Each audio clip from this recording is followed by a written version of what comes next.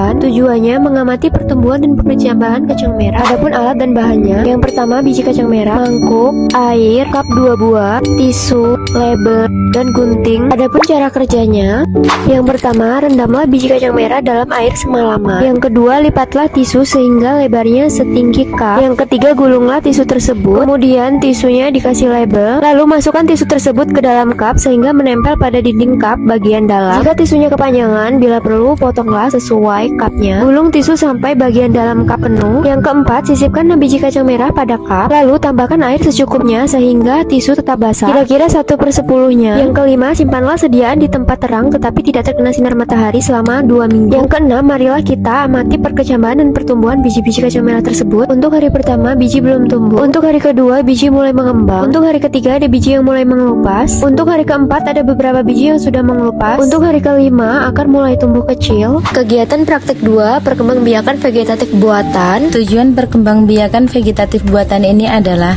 untuk terampil melakukan perkembangbiakan vegetatif buatan dengan cara mencangkok. Alat dan bahan yang akan digunakan yaitu pertama gunting, kedua pisau tajam, ketiga plastik, 4 lidi, 5 vaselin, dan tanah gembur dan humus pohon untuk dicangkok. Kita ukur dulu itu dengan ukuran 10 cm. Nah, terus kita garisi dulu, itu melingkar semuanya kita garisi. Tuh, agak susah garisinya ya karena dia itu melingkar. Nah, setelah selesai kita keroknya sampai selesai, semuanya dikerok sampai habis. Setelah itu kita lanjut dikasih vaselin. Kita belah tanah yang ada di dalam plastik, kita tutup pohon yang terbuka tadi. Ini pengikatnya, kita ikat yang rapi dari ujung ke ujung supaya itu lebih baik. Kita harus berhati-hati mengikatnya. Terus kita ikat lagi sampai beberapa kali supaya akarnya nanti yang tumbuh itu menjadi yang baik.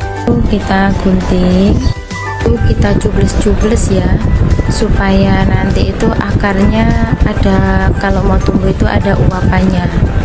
Nih hasilnya sudah jadi. Kegiatan praktek 3, perkembangbiakan vegetatif alami.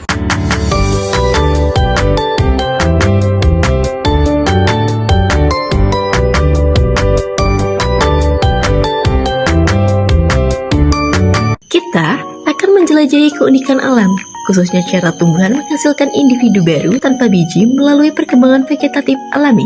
Dan berikut contoh tumbuhannya. Ini tanaman tebu. Tebu menggunakan perkembangbiakan secara vegetatif alami.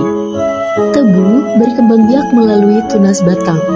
Dari ruas-ruas batang tebu akan tumbuh tunas baru yang kemudian dapat menjadi tebu yang baru.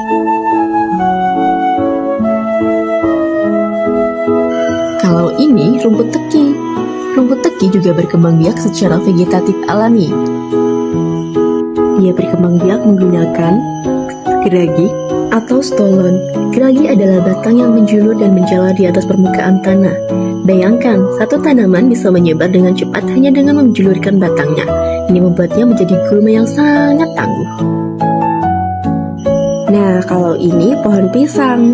Pohon pisang juga menggunakan perkembangbiakan secara vegetatif alami. Pohon pisang sama halnya dengan tebu. Dia juga menggunakan tunas, namun bedanya tunas pisang muncul dari bonggol batang yang berada di dalam tanah, sering kita sebut dengan anakan pisang. Kalau ini tumbuhan kunyit. Tumbuhan kunyit menggunakan rimpang atau rizoma sebagai alat perkembangbiakannya. Dia juga berkembang biak secara vegetatif alami.